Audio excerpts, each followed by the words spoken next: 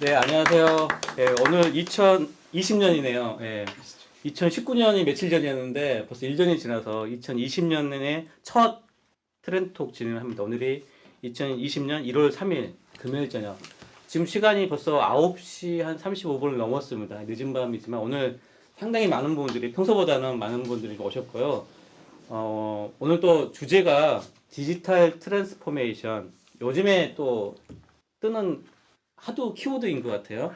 요즘에 이제 기업들이 특히나 이런 디지털 트랜스포메이션이라는 관점으로 조직 개편이라든지 회사 경영이라든지 이렇게 진행을 하는 것 같고요. 그래서 오늘 디지털 트랜스포메이션에 대해서 좀 말씀 나눠보려고 합니다. 일단 이 디지털 트랜스포메이션 하면 뭐 떠오르는 키워드나 아니면 이 디지털 트랜스포메이션은 대충 이런 개념이다. 하여튼 뭐 이렇게 좀 말씀해 주실 분 있으면 좀 말씀 부탁드리도록 하겠습니다. 예, 어떤 게 좀 떠오르시나요?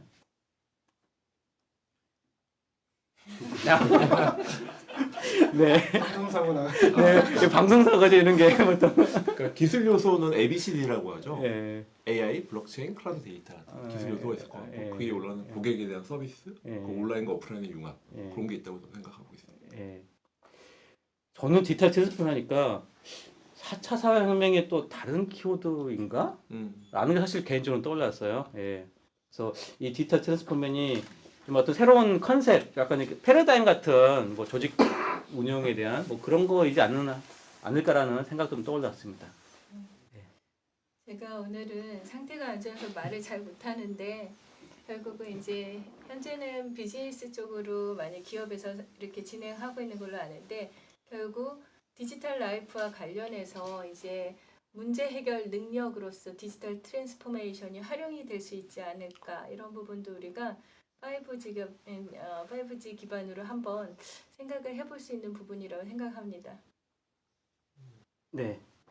일단 디지털 트랜스포메이션이라는 게 우리말 또 디지털 전환이잖아요. 예, 디지털 전환으로 보면 되는데 기존의 기업 관점으로 하면 조직들이 보통 뭐 아날로그라고 해야 되나요? 이렇게 이루어지는 여러 가지 것들이 노하우가 됐든 업무 형태가 됐든 그런 것들이 디지털 방식으로 고객의 데이터를 확보를 하고 그거를 분석하고 뭐 또 다른 서비스를 기획하고 만들어내는 과정 또 그걸 만들려면 조직이 디지털로 돼 있어야 되거든요.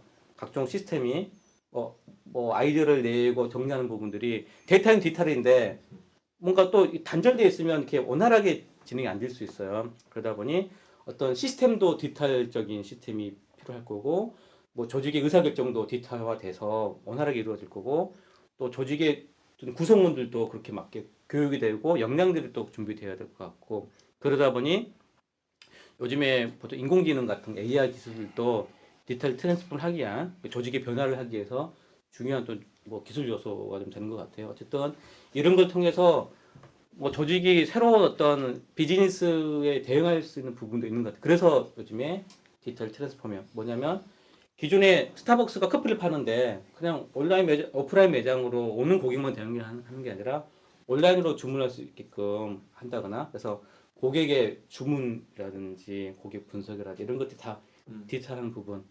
그래서 비즈니스 자체가 기존과 뭐 특별히 달라진다기보다는 어쩌면 기존에 비즈니스를 하고 있었는데 그 방식이 좀 이렇게 신용카드 꼭 카드를 결제를 오프라인 하는 게 아니라 좀 디지털 핀테크라든지 이런 방식을 쓴다거나 하는 그런 부분이 디지털 트랜스포메이션인 것 같아요. 하여튼 이런 개념을 가지고 일단 특징이라고 할까요? 이 디지털 트랜스포메이션 특징은 어떻게 좀 정의를 해볼 수 있을까요? 제가 일단은 데이터가 정량화돼야 되고 그런 것들이 예측 가능한 어떤 시스템이 필요할 것 같습니다. 그리고 그런 것들을 좀 자동화시키고 또 무인화시키고 그리고 데이터를 모듈화시켜서 재사용성이 가능한 그런 조직의 어떤 경계를 좀 넘을 수 있는 그거를 통해서 새로운 신사업도 뭐 발굴될 것이고 그렇지만 그런 경쟁이 또 되고 실시간으로 뭔가 고객 대응을 해야 되는 그런 부분이 아마 있을 것 같습니다. 그러면 조직들은 이런 디지털 트랜스포메이션 거를 도입을 해서 조직 변화를 시킬 텐데 분명히 이제 그런 조직들이 느끼는 가치가 분명히 있을 것 같아요. 뭐 어떤 가치들을 좀 우리가 기대해 볼 수 있을까요? 아마 가치라고 하면은 제 생각에는 이제 이런 디지털 트랜스포메이션에서 이런 고객에 대한 어떤 대응이라는 것도 효율화되고 고객 맞춤형 서비스가 가능해짐에 따라서 당연히 기업들의 생산성도 향상이 될 것이고 또 그 각각의 그 영역별로 구분되어 있던 그런 부분들이 이 영역이 파괴가 되고 또 뭐 어떤 그런 과정에서 새로운 기회가 형성이 될 것 같습니다. 그리고 그러면서 경쟁도 굉장히 다변화될 것 같고요. 고객 입장에서 보면은 분명히 실시간 최적화된 그런 서비스를 받을 수 있다는 장점이 있고요. 또 외부 협력이나 이런 것들이 굉장히 용이해지면서 이런 프리랜서 시장이라든가 다양한 형태의 어떤 그런 그 작업 기회들이 생겨날 수 있을 것 같습니다. 네. 저희가 또 방송을 하는 도중에 네. 또 댓글 남겨주시면 저희 따로 빼빼 읽어야 돼요. 대응 안 해주시면 삐지실 수 있기 때문에 네. 오늘 참석 못하셨는데 저희 항상 나오신 안기광 교수님이 네. 새해 첫 방송이네요. 네. 예, 내년 사업 계획으로 대전에서 듣고 있습니다. 이렇게 좀 불러는. 많은 응원 부탁드려요. 대전에서. 네. 네, 다 말씀 주셨나요? 네. 그러면 다음으로 이 디지털 트랜스포메이션이 활용되는 분야가 어떻게 좀 볼 수 있을까요? 제조나 유통이나 물류나 금융 쪽에서 이렇게 활용이 될 것 같고요. 현재로서는 패션이나 의류 쪽에서 리바이스 같은 경우도 대표적인 기업인데 이렇듯이 다양한 곳에서 활용이 될 수 있을 것 같고요. 현재 또 이제 미디어나 엔터테인먼트 이런 분야에서도 활용될 수 있을 것 같습니다. 또한 뷰티나 헬스케어 또 스마트시티 이런 부분에서 디지털 트랜스포메이션이 활용되지 않을까 생각됩니다. 모든 분야에서 한번 다 쓰이는 것 같아요. 네. 네. 네. 다음으로 그러면 이 디지털 트랜스포메이션이 어쨌든 다양한 분야에 적용될 텐데 적용이 돼서 향후 어떤 형태로 좀 이렇게 계속 적용이 되고 진화할지 방향성이라고 하면 어떤 걸 볼 수 있을까요? 어떤 게 좀 예상이 되시나요?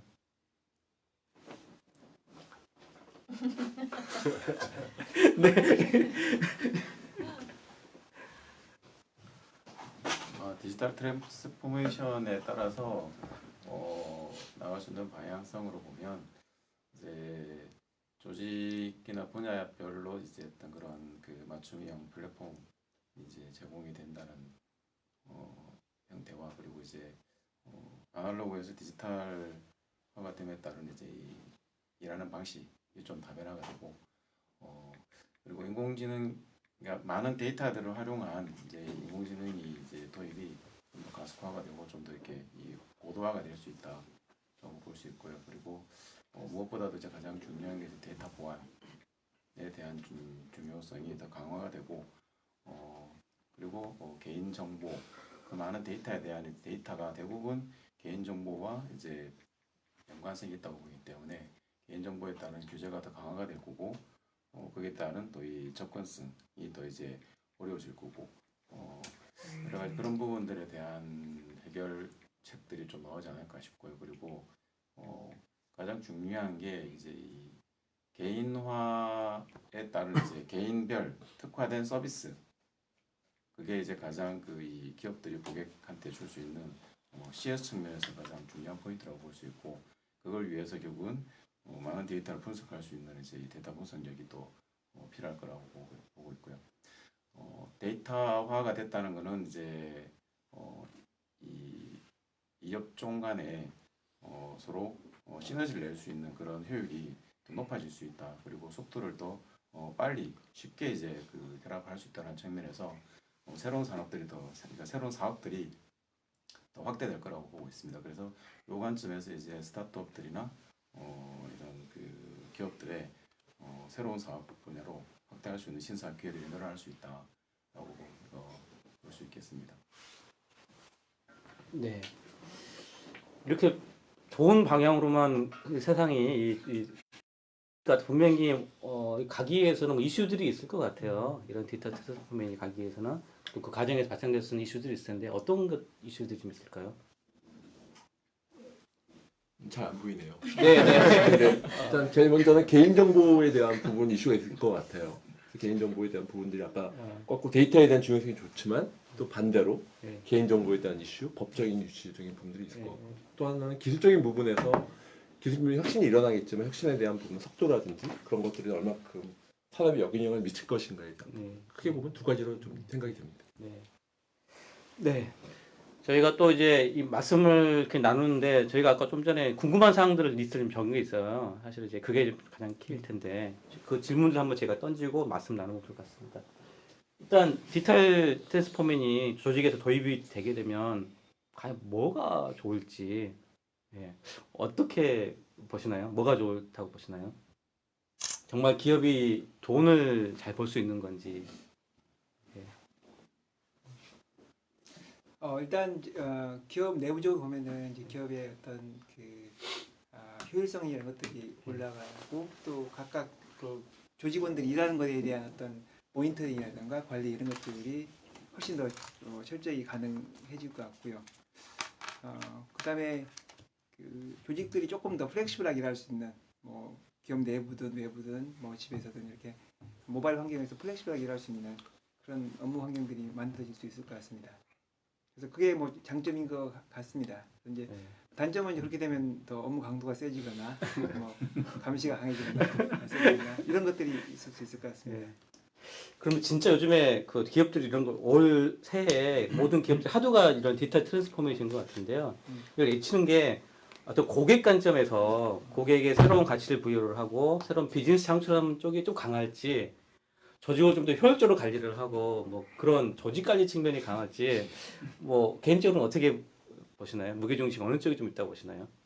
초기에는 인건비 상승 부분에 대한 부분에 대해서 우리 사회가 갑작스럽게 인건비 상승했기 때문에 그 부분에 대한 부분들을 어떻게 이제 기업들이 그 효율화하고 그 실제 투입할 수 있는 시간이 적은 데에 비해서 좋은 결과를 얻을 수 있는지에 대한 부분들로 관리의 측면이 있을 거라고 생각이 좀 들고요.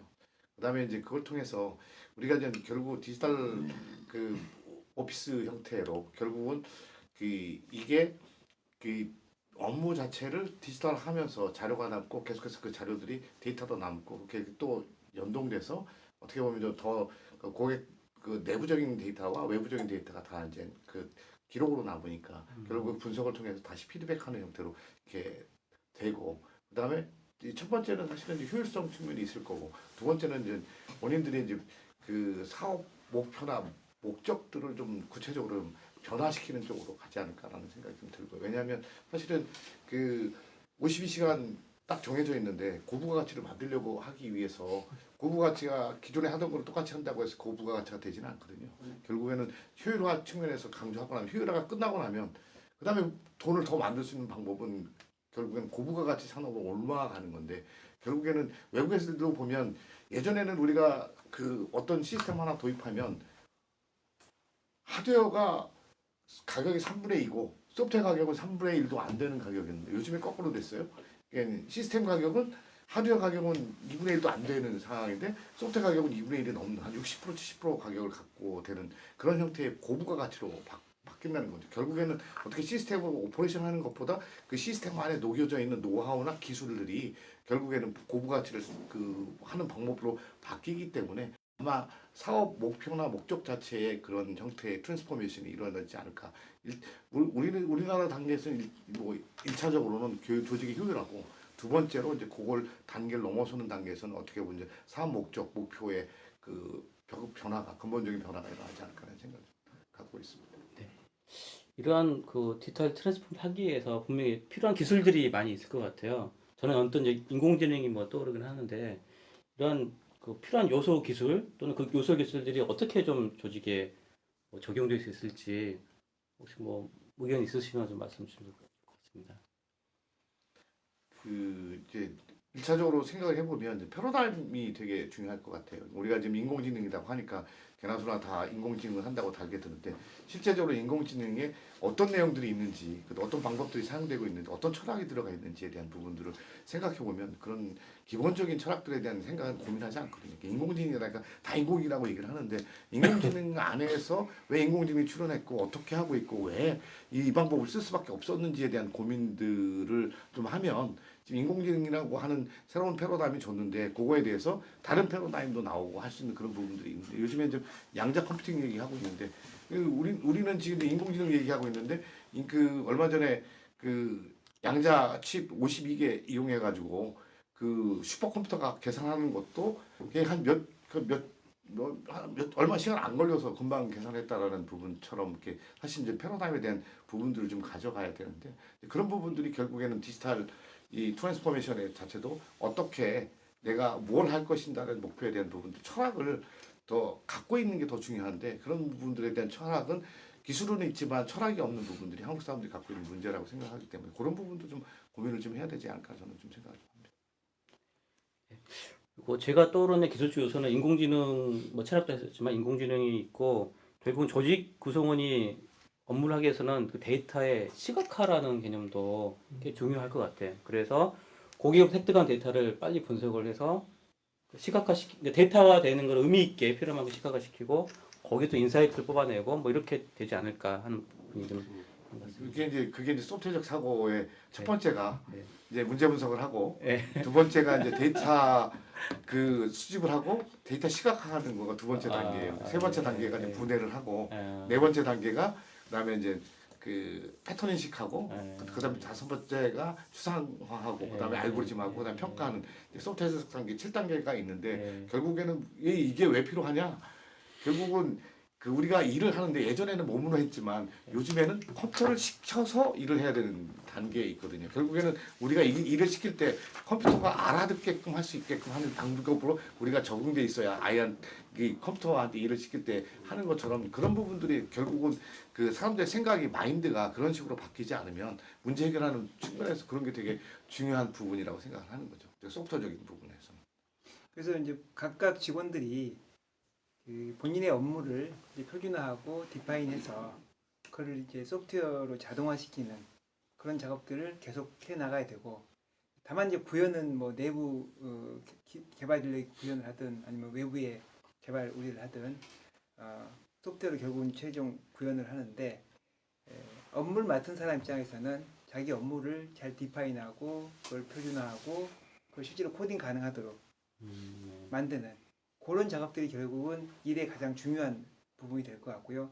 그게 디파인만 되면은 코딩화되고 코딩화되면 자동화돼서 실제로 매뉴얼 했던 것들이 다 자동화 형태로 넘어가는 그런 일들이 앞으로 우리 그 디지털 트랜스포메이션에서는 제일 중요한 업무 능력이 아닌가 싶습니다.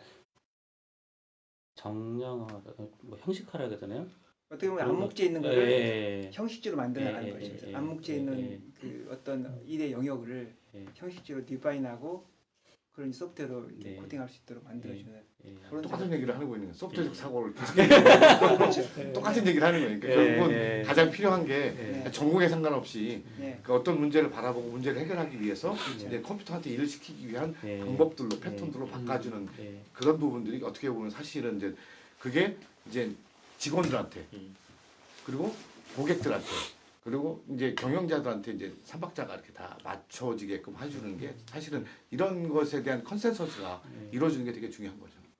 그리고 직원들한테 필요한 역량이라는 게 뭐 그런 걸 잘 이렇게 디파인해서 만들 수 있게 해주고 그리고 잘 전달해주고 또 신입사원들은 또 그걸 또 잘 쓰고 예전에 이제 그래서 대학에서 교양 교육이 뭐였냐면 엑셀 잘 쓰고 파워포인트 잘 만들고 그런 거였는데 요즘에 이제 교양 교육은 바뀌어서 얘기하는 소프트웨어적 사고를 하면서 그 소프트웨어적 사고를 파이썬이라고 하는 코딩 툴을 통해서 생각을 툴로 바꾸는 형식으로 바꾸는 생각을 연습들을 툴로 요즘에 바꾼다. 대학 교육이 바뀌었어요. 이게 되게 중요한 게 우리가 이제 패러다임의 시대가 바뀌었으니까 디지털 트랜스포메이션이라는 그 시대로 옮아가면서 가져야 될 역량들이 그런 역량들이 필요한 거죠. 결국에는. 좀 덧붙이자면 그런 역량을 이렇게 디지털 트랜스포메이션을 하기 위해서는 세대별 X세대, 뭐 베이비 부머 세대가 있는데 그게 전부 다 그 소프트웨어 역량처럼 디지털 트랜스포메이션도 그 세대별에 맞는 어떤 방법론이 있어야 될 것 같아요. 뭐 우리 같은 경우에는 뭐 채팅보다는 말을 하거나 수기로 하거나 이런 걸 좋아하는데 X세대는 채팅 기반에서 그 데이터가 남잖아요. 그러니까 그런 부분의 그 기업 문화를 확산시키기 위해서는 세대별로 베이비 부머 세대의 디지털 트랜스포메이션은 이런 거야. 그다음 X 세대는 이런 거야. Y 세대, Z 세대 이런 세대별로의 그런 것들이 컨센서스가 있어야 진정한 디지털 트랜스포메이션을 할 수 있는 기회가 기업 문화에서도 그렇고 어떤 고객을 대하는 데 있어도 세그먼트를 나눠야 된다고 하잖아요. 그러니까 고객에 대한 부분은 과연 어떻게 이 세대는 디지털 전환을 할 것인가라는 고민이 좀 필요하지 않을까 생각합니다. 저 세대 하니까 이 세대는 컴퓨터 자판 치는 것도 엄청난 디지털 트랜스포메이션 독수리 타법으로 결국은 이제 말씀하신 것처럼 이제 기반 기술이 이제 이렇게 잘 적용이 돼야 되겠죠. 그러니까 어떻게 보면 이제 음성 인식 기술을 잘 하면 지금 우리 얘기하는 것들 잘 그냥 문자로 딱 남고 그다음에 키워드 서머라이즈하는 그런 또 솔루션들 나오면 사실 회의하고 회의 솔루션 딱 나오면 딱 녹음하고 텍스트도 나오고 거기서 핵심으로 딱 정리 이렇게 해주면 무지하게 좋은 형태. 회의할 때 회의 순서 딱 없어도 이거 좋은 거죠. 근데 그런 거 있으면 사실은 인공지능 스피커를 하나 아니 이게 필요한 거 이렇게 실제 그 기록으로 남으니까 결국에는 디지털 로그라는 게 되게 중요한 거잖아요. 디지털 로그로 해서 데이터가 남아야 그걸 갖고 뭘 하는데 안 남으면 소용이 없죠. 제가 지금 얘기한 것도 돌아서면 까먹어요.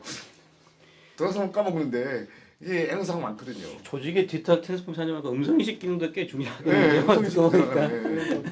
뭐 키워드 클라우드로 나중에 싹 이렇게 마인드맵처럼 정리되면 우리가 얘기한 것 중에 제일 큰 부분이 이거다. 결국은 이제 계속 디스커션 하면서 얘기하면서 생기는 그 지식들이 잘 이렇게 적용되고 키워드로 남아서 가질 수 있다면 그거 보고서 좀 서머라이즈 할 수 있다 그러면 오히려 훨씬 더 좋은 형태로 남을 수 있는. 아까 어떻게 보면 이제 그 자판 잘 치고 하는 친구들한테는 못 당하잖아요. 근데 구두로 하는 것도 잘 남을 수 있으면 사실 그게 큰 도움이 될 테니까. 네, 또 말씀 나누는 중에 또 댓글이 올라왔습니다. 오늘 모임 참석 못하신 신기병 대표님이 댓글을 많이 주셨는데요. 네, 반갑습니다. 여러 글 중에 제 아래 글만 읽어드릴게요. 기계와 인간이 같이 진화하는 것을 공진화라고 합니다.라고 이렇게 댓글 주셨어요. 예, 공진화 키워드 어디 좀 적어야 될 것 같아요. 네. 네, 방송 계속 들어주시고요. 예, 또 계속 이어서 말씀 나누도록 하겠습니다. 일단 이런 디지털 트랜스포메이션이 뭐 적용하지 못하는 분야가 뭐 있는 건지 아니면 모든 분야가 다 적용이 가능한 건지 어떻게 보시나요? 그거는 뭐 사람화 될 수 있다고 하지만 한계는 있거든요. 그래서 그 자기의 가진 감성을 디지털화, 아날로그를 디지털화 시키는 것도 그렇고 뭐 뇌파로 조정을 하지만 진짜 저 사람이 생각하는 그 정말 그 어떤 개념 그런 것들을 정확히 디파인 할 수 있을 것인가 그런 부분이 사람의 감성들을 오롯이 디지털 시킨다는 거는 한계가 있을 거고 뭐 인공지능이 어느 세대 몇 세대 가면 나중에 강한 인공지능이 그걸 할 수는 있겠지만 아직은 위크한 그런 인공지능이기 때문에 한계는 분명히 있을 것 같습니다. 저는 그 상담 분야에서 상담을 하면 그 상대방의 감성, 뭐 짜증났다, 뭐 그런 것들 뭐 잘 이해를 해가지고 대응을 해야 될 텐데 그런 것들을 디지털 트랜스포메이션 한다라면 뭐 어떻게 아니 타이핑하는 걸까요? 상담을 하는데 기록을 남길 때 뭔가 이렇게 고객이 지금 짜증났음 이런 거 넣어놓으면 뭐 통계 내가지고 주로 고객 들어온 부분들이 뭐 상당한 뭐 짜증 수치가 많은 고객들이 많다, 뭐 그렇게 갈 수 있는 건지. 제가 예전에 그 과제를 그런 거 하나 썼어요. 네. 근데 사차가서 떨어졌어요. 그 SNS 나온 그 음성 인식 아니 음성까지는 아니었고 그때 이제 텍스트에서 텍스트 추출하고 사진 그다음에 뭐 이렇게 영상들 분석하고 뭐 이렇게 감성 지도를 만들어서 그 감성 지도에 따라서 이제 그 사람의 플래그를 오늘 부장님이 기분이 안 좋아. 부장님이 기분이 안 좋은데 이 서류를 들고 갔지 말지. 아 그렇죠. 그 딱 많이 보고 많이 이게 있죠. 이제 그게 딱 표현이 되면 네. 이제 그런 형태로 이게 되면 무지하게 그 마케팅에 도움이 되겠다 이런 생각을 해서 딱 썼는데 이 120% 뽑고 120%에 들어가지고 떨어졌어요. 근데 그런 부분들이 이제 그 맵으로 하면 어느 정도 정확하지는 않아도 어느 정도 분류안에서는 되지 않을까. 그게 이제 결국은 페이스북하고 붙여서 이렇게 좀 그런 맵들을 좀 쏠 수 있는 그런 형태의 그 제가 과제를 하려고 하는데 돈을 안 줘서 안 했어요. 신경질 나가지고. 제가 얼마 전에 인상적인 영상을 봤는데요. 그러니까 아까 구글에서 일반적인 감성 자체를 디지털라이즈 못하지만 구글이 이제 그 영어를 잘 못하는 영어 같은 경우는 잘 못하는 인도 사람이 이제 식당에서 주문을 하는데 이 사람이 영어를 잘 못해요. 그리고 되게 당황스러워할 때 그 당황스러운 괜히 터치해주면서 아 괜찮으니까 천천히 말하세요 이런 식으로 하면서 그러니까 감정 터치하는 걸 제가 그 챗봇인데 약간 좀 어드밴스 된 챗봇을 봤어요. 그러니까 아까 말씀하신 감정 자체는 아마 디테일하지 못하지만 컨텍스트에 대한 어웨니스는 할 수 있지 않을까 그런 좀 포인트는 좀 봤습니다. 오히려 감성 노동자들이 여러 가지로 고통받는데 뭐 감성을 조금이라도 이해하는 그런 챗봇이 있으면은 스트레스 안 받고 다 대응이 가능할 거 아니에요. 예. 그래서 오히려 그런 것들은 이렇게 뭐 감성 노동자들이 다 대응하는 것보다 챗봇이 대응하는 게 훨씬 더 효율적일 수도 있다. 일자리를 없애면 더 열받아. 기회 자체를 없애버리면. 구글 할 때 그 사장님 박수 치시더라고요. 박수 이제 이 직원들 약간 표정이 좀 안 좋았는데 좀 깜짝 놀란 게 이게 약간 라이브 데모였거든요. 그러니까 실제로 제가 봤을 때 제가 깜짝 나중에 데모 보시면 이게 정말 그냥 누가 사람 친 것 같은 느낌인 거예요. 이 결국은 이제 튜링 테스트라고 하잖아요. 아. 이게 이제 이게 저거 튜링 테스트라고 이게 이렇게 딱 놓고서 컴퓨터하고 얘기를 했는데 사람하고 얘기했는데 저 컴퓨터하고 얘기했는지 모른다. 그러면 이제 그건 일단 얘는 인공지능이다 이렇게 얘기를 하잖아요. 우리가 그런 것처럼 그런 거죠. 가능하다고 생각을 해요. 이제 어느 정도 조금 그래서 이제 감성 맵을 좀 만들어가지고 감성 지도를 이용한 콘텐츠 서비스나 다양한 형태로 그리고 할 수 있는 사람별로도 기회를 이렇게 했었는데. 뭐 그런 걸 잘 인지 못하는 사람도 많아요. 그죠. 예. 다른 사람 기분이나 그런 걸 인지 못하는 사람 많기 때문에 오히려 그런 사람한테는 또 도움이 될 수도 있어요. 눈치가 떨어지는 거죠. 눈치 없는 사람들한테 그래서 딱 보면 부장님 들어가지 말아야 될지 고민해서 조금 피했다가 들어가는 걸로. 어쨌든 이렇게 재밌는 뭐 부장님 눈치를 본다거나 그런 부장 성격 타입 있잖아요. 급한 뭐 MBTI 뭐 성격 있잖아요. 거기 맞춰서 이제 대응할 수 있는 것들을 이분 성격은 이런 타입이기 때문에 어떻게 뭐 커뮤니케이션 해라라든지 그런 것 하나 좀 조직을 디지털화 시켰을 때 대응할 수 있는 부분일 것 같기도 한데요. 어쨌든 이렇게 흐름을 갔을 때 분명히 무슨 새로운 비즈니스 기회가 있을 것 같아요. 그런 시스템을 제공한다는 뭐 아니면 뭐 그런 것도 있을 것 같은데 어떤 비즈니스 기회가 있다고 좀 상상이 되시나요? 네. 시나리오에 없는 거. 질문했어요. 질문했어요. 예. 하신 분들이 좀 방송도 지금 다 눈치 채겠는데 우리 지금 작전 짜고 지금 방송하고 있다.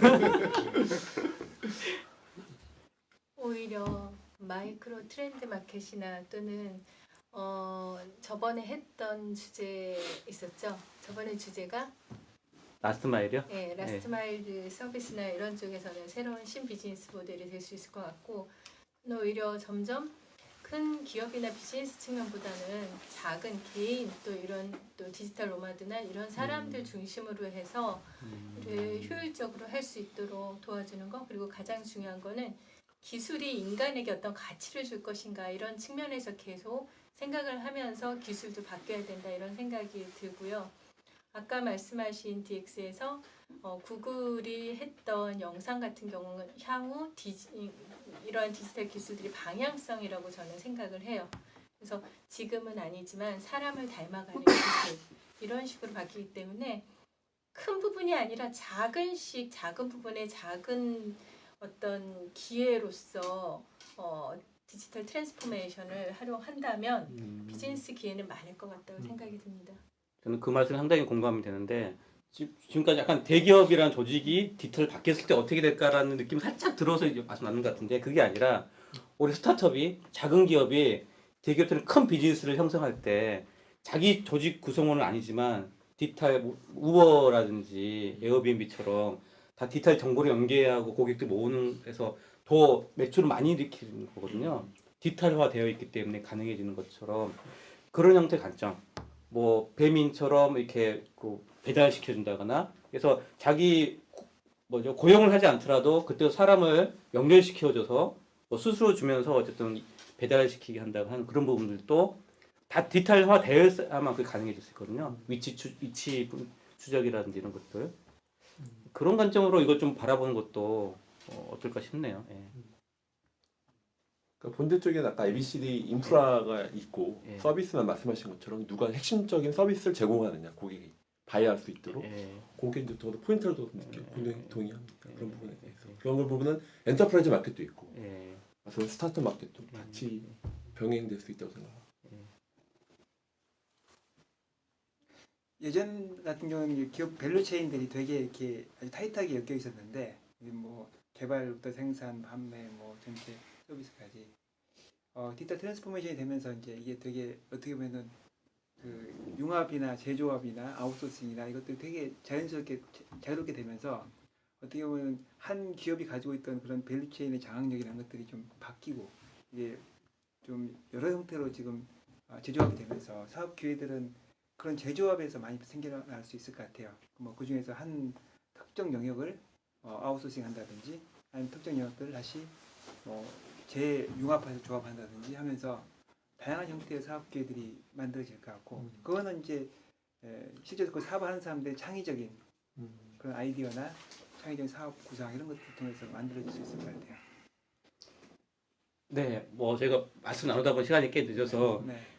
댓글이 올라왔어요. 이거 시나리오 있는 거임?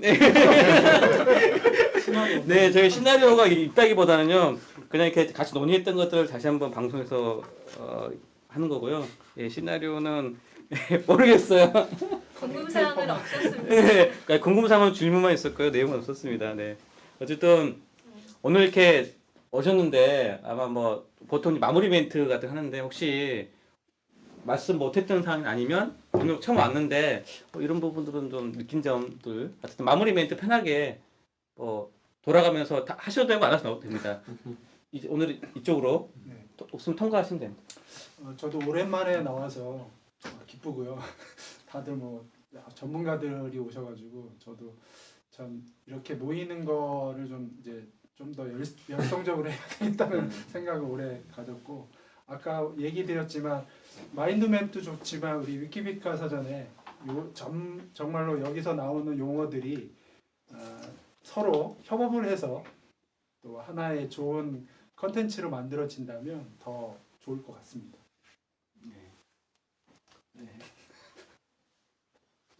저는 제일 고민하고 있는 부분이 사실은 제조업의 이제 서비스화. 그래서 보통 이제 제가 서비타이제이션이라고 부르죠. 이제 제조업의 그러니까 서비타이제이션의 첫 번째가 이제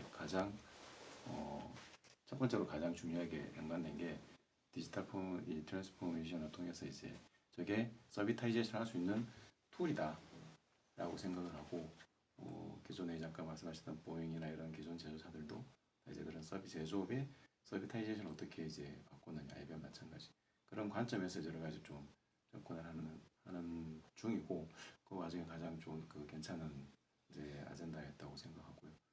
상당히 오늘 많이 배웠습니다. 네, 신년 첫날에. 네, 저는 지금 말씀하셨다시피 제조 쪽에서 이제 생각을 하고 오셨는데 트렌드톡의 좋은 점이 생각하고자 하는 이런 부분들을 같이 좀 더 미리 말씀을 하셨으면 더 많은 아이디어나 이런 거를 얘기를 할 수 있었을 텐데 그게 조금 아쉬운 감이 있고요. 네, 그래도 오늘 이렇게 연초에 뵀는데 처음 이렇게 뵀지만 얼굴 다 기억하겠습니다. 다음에도 꼭 나오셔서 좋은 인사이트를 주시면 너무 좋을 것 같아요. 네, 감사합니다. 저는 오늘 처음 나왔는데요. 그 집단 지성의 힘을 느꼈습니다. 그래서 처음 나왔지만 이렇게 다양한 주제로 이렇게 하는 것도 집단 지성의 힘 직접 체험을 하고 합니다. 감사합니다. 예, 저도 처음 나왔는데 궁금증도 해소하고 또 마인드맵을 가지고 어떻게 토론하는지 논의하는지 신선했습니다. 네. 오래간만에 나와서 좀 어떻게 보면 좀 무거울 수 있는 주제를 좀 얘기할 수 있어서 좀 좋았고 그다음에 이제 새해 또 2020년 맞아서 이제 여기서도 방향성이나 좀 궁금사항들 좀 깊이 토론을 했는데 시대가 흘러감에 따라서 그 시대 흐름을 정확히 알고 준비할 수 있어야 되는데 그런 부분 측면에서 어떻게 보면 좀 같이 디스커션하면서 그런 부분들 생각지 못한 부분들을 짚어줄 수 있는 부분도 있어서 그래도 들을 수 있는 기회가 있어서 너무 좋았습니다. 저는 뭐 스타트업이나 무슨 소기업의 입장에서 꼭 그 저거 디지털 트랜스포메이션에 대한 뭐 어떤 솔루션을 도입을 하거나 아니면 개발을 구태해야 되거나 그런 이제 부담감이 오히려 그 나중에 어떤 진입장벽이 되지 않을까 그런 걱정이 살짝 있긴 한데요. 나중에 내가 뭔가를 하고 보니까 이게 디지털 트랜스포메이션이더라. 그런 식으로 이제 뭐 그 꼭 구태여 이렇게 큰 바운더리 안에 놓지 말고 이렇게 작은 것부터 이렇게 비즈니스나 아니면 자기 스타디에 그렇게 연결했으면 그리고 실천을 했으면 하는 게 이제 지금 제 오늘 들은 생각이에요. 예. 네. 오늘 감사합니다. 그리고 댓글 마무리 멘트가 또 올라왔어요. 네, 신규현 대표님이 다음에 새해 인사도 드릴 겸 꼭 가겠습니다. 공덕에서 트렌톡 함께해요. 커넥티드 싱킹 좋아요. 이렇게 또 댓글 주셨습니다. 네, 감사합니다. 예. 그리고 뭐 저는 오늘 새해 첫 트렌톡인데 꽤 많은 분들 오셔가지고 예, 뿌듯합니다. 그래도 이렇게 모임이 그래도 새로 한 번 더 약한 듯한 느낌이 좀 들고요. 어쨌든 많은 분들이 이렇게 진행하는 방법들을 좀 느끼시고 뭐 다른 모임에서도 이렇게 해서 이 방법 자체가 또 널리 퍼졌으면 하는 게 제 개인적인 바람입니다. 어쨌든 오늘 방송은 여기서 마치고요. 어쨌든 다음 주 주제는 제가 머릿속에 넣은 주제가 디지털 치료 쪽으로 좀 하려고 그래요. 이번 CEC쇼의 큰 주제 중 하나가 디지털 치료이거든요. 예, 그래서 소프트웨어를 이용해서 사람의 뭐 스트레스를 한다거나 여러 가지 치료한 쪽이 있어서 CEC쇼 사례들을 많이 좀 보면서 다음 주는 그쪽으로 좀 하려고 하고 합니다. 어쨌든 다음 주 주제 공지하면서 오늘 인터넷 방송을 마치도록 하겠습니다. 수고 많으셨습니다.